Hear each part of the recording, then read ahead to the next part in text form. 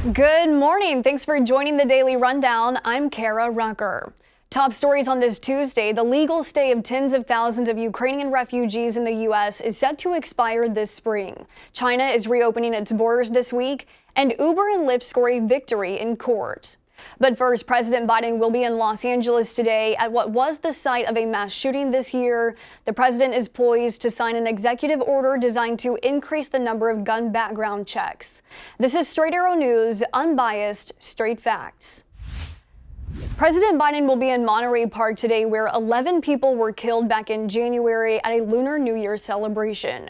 According to Biden administration officials, the president will sign an executive order that would mean fewer guns will be sold without background checks. The officials claim the order will reduce the odds of guns ending up in the hands of criminals. Biden is also expected to reiterate his call for Congress to ban assault weapons and high-capacity magazines. The order he will sign today also encourages the Federal Trade Commission to investigate how gun manufacturers are marketing their firearms. Biden will speak this afternoon before signing the executive order. Tens of thousands of Ukrainians have taken refuge in the U.S. since the war began last year. Now, a new policy announced this week will allow the government to consider extending their stay for at least another year. 20,000 refugees who crossed through the southern border between February and April of last year were granted 1 year of parole, meaning their temporary permission to stay in the U.S. is set to expire this spring. The more than 118,000 Ukrainians who came into the country after April were able to apply for a 2-year parole under a humanitarian immigration authority. Now, for the tens of thousands of Ukrainians working in the U.S. with upcoming parole expirations, the government will be reviewing their cases within the next 4 weeks to extend their stay by another year.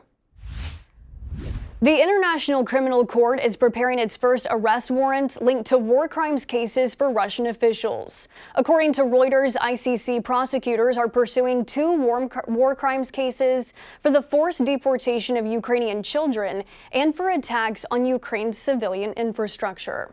The targets of the arrest warrants were not specified. Reuters only identified them as Russian officials. If the war crimes cases are opened, then it would be the first to come from the Russia-Ukraine war. Russia committing potential war crimes has been a major focal point of the war and the Biden administration. The ICC has long been investigating potential crimes that it could prosecute.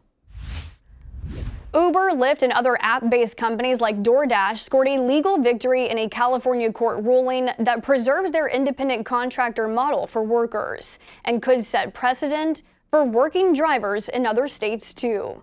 If the companies had to classify their workers as employees over contractors, then the employees would be entitled to certain benefits such as paid sick leave and insurance, something the companies argued would drive up expenses and customer costs, while pro-union groups argued it benefits large corporations over working people. Proposition 22 was passed by California voters in November of 2020, allowing these app-based companies to treat their labor force as independently contracted. It was ruled unconstitutional in 2021. But this week's Court of Appeals ruling sides with the businesses, who said in a joint statement it's a win for app-based employees who will be able to keep flexible working schedules under the status of a contractor. China is reopening its borders to foreign tourists this week for the first time in 3 years since the COVID-19 pandemic disrupted international travel. China's embassy in the United States said they would resume issuing all categories of visas starting tomorrow. Valid visas that were issued before China closed to the world in March of 2020 will also be valid once again. It's the last cross-border COVID restriction to be lifted in China after the country claimed victory over the virus last month. Its tourism sector was hit hard by the shutdown. Tens of millions of international visitors came to China each year pre-COVID. SpaceX is preparing for the first orbital launch of Starship, the type of rocket that is monumental to Elon Musk for future Mars exploration and perhaps colonization. And while the company is excited to send the rocket off, Musk is already giving the Starship a 50% chance of success. Musk says the rocket could blow up on first attempt, which Starship's suborbital test flights have a history of doing. Musk says no matter the outcome, he is guaranteeing excitement, saying the launch will not be boring. Other Starships are already lined up in the queue, with one of them likely to reach orbit this year, according to the SpaceX founder.